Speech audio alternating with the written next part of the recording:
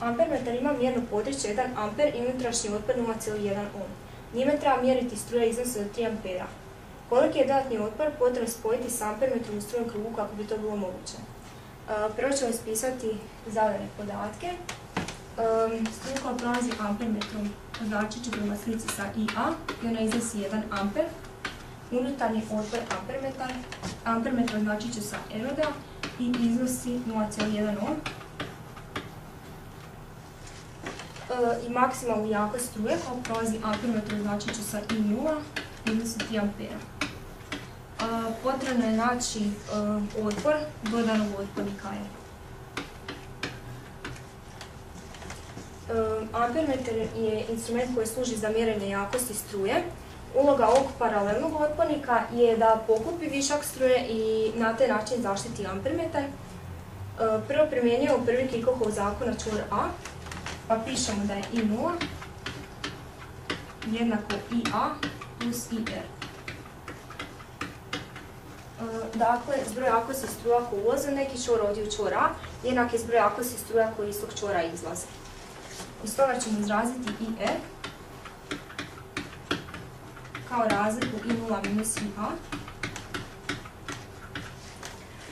Prema ovom zakonu struja kroz otpornik R, koji će označiti sa IR, jednaka je kvocijentu razlike potencijala na krajima otpornika R i otpora otpornika R.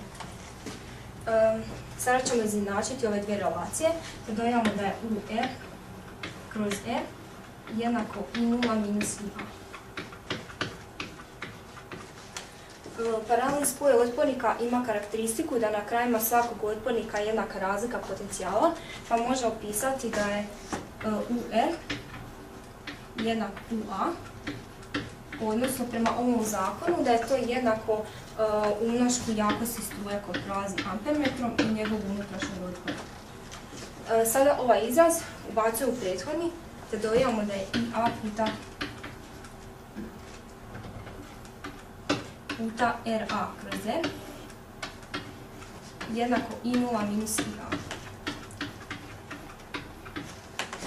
Ovaj izraz množimo sa R, te dobivamo da je R puta I0 minus IA jednako IA puta R. Izraz dijelimo s ovom zagradom.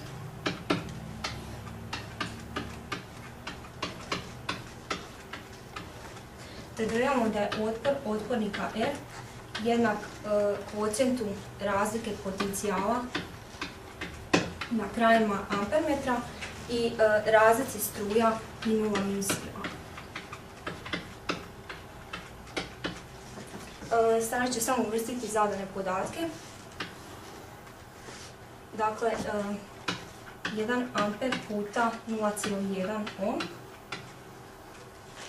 kroz 3 ampera minus 1 amper, da dobijamo da je otpor otpornika R jednak 0,05 ohma.